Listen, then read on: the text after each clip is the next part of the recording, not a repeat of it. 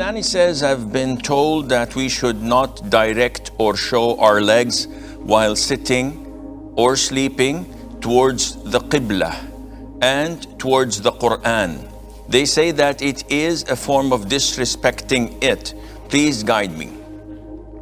Jilani, as Muslims, and particularly as people from Ahlus Sunnati wal Jama'ah, the Aqidah of our Prophet alayhi salatu wasalam, of the great companions, may Allah be pleased with them, of the Tabi'een and of those who followed the Tabi'een. May Allah have mercy upon them all. Our Aqidah states that stating something to be good or bad, to be beautiful or ugly, is not dependent on our logic or our own taste, as they say.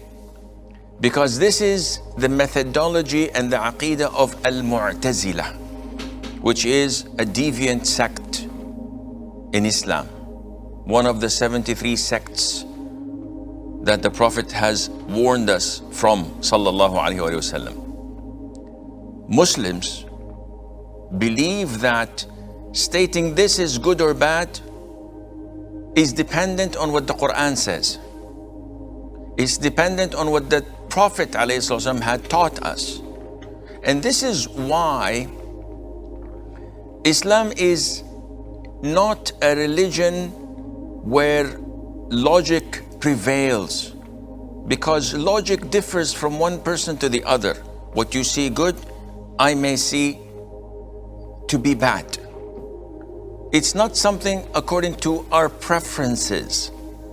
It is according to the Quran and to the Sunnah.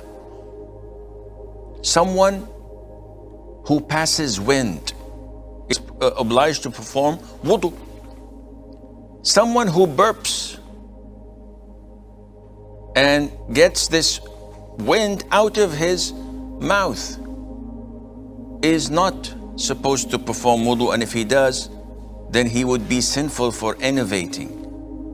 Logically, one says, it's the same air that is coming out from different passages. Said, it is not something for you to decide. It is according to the Quran and to the Sunnah. Islam is a religion of cleanliness. So when you want to pray, you have to wash your limbs 3 times, and you repeat this 5 times a day.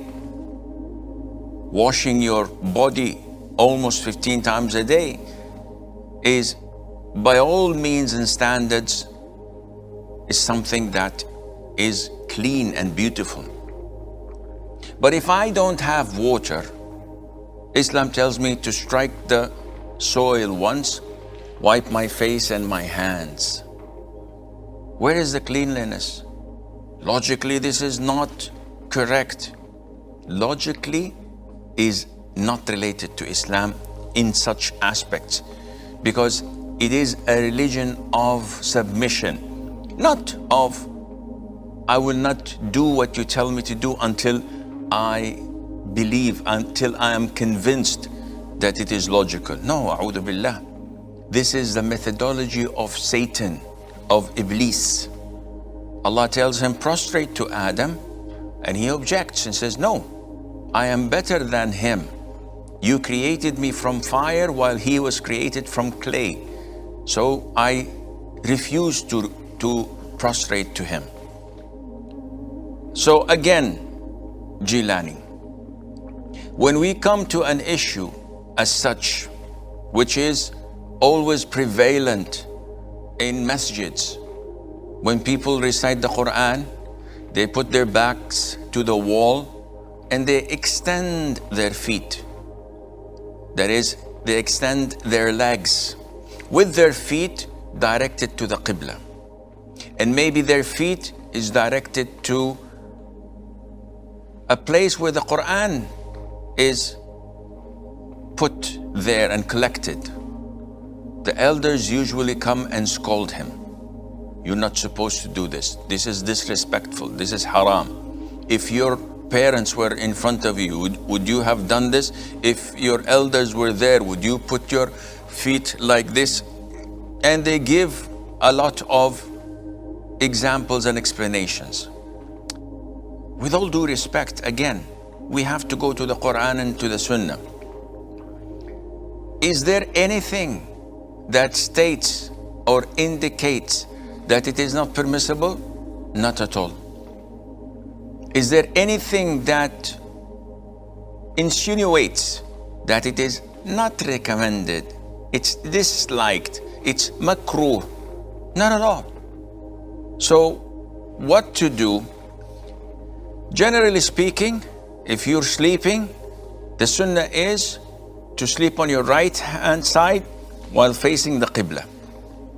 But if you don't do that and you decide to sleep with your feet towards the Qibla, this is totally permissible. Because in order for me to say that this is disliked, in this case, I have to provide the evidence from the Quran and the Sunnah. Stating that it is simply disrespectful or that you would not have done the same thing with your parents is not an evidence. There are so many things I would not do in front of my parents, which I would probably do elsewhere. For example, if I am going around the Kaaba, the sunnah is to leave the Kaaba to my left, not to face it. So if my father is speaking to me and I give him my side and I don't face him, this is disrespectful.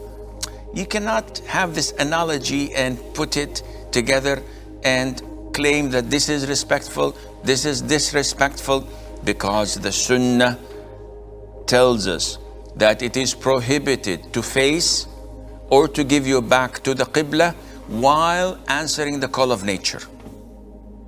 Full stop. It did not come in other forms to tell us that, well, you're not supposed to do so and so and so and so, facing or giving you back to the Qibla as well. Only in answering the call of nature, whether you're urinating or defecating. It did not come to us and say, well, if you pass wind, you must not be facing the Qibla or giving you back to it. So if someone wanted to pass wind and then he redirects himself, again, this is an innovation, because you're inventing something in Islam which is not part of it. So people should expand the way they think and broaden their way of deciding whether it is halal or haram, so that it fits like a glove with what the Quran and the Sunnah tell us, instead of inventing things and coming up with things that are baseless, and Allah Azza wa Jalla knows best.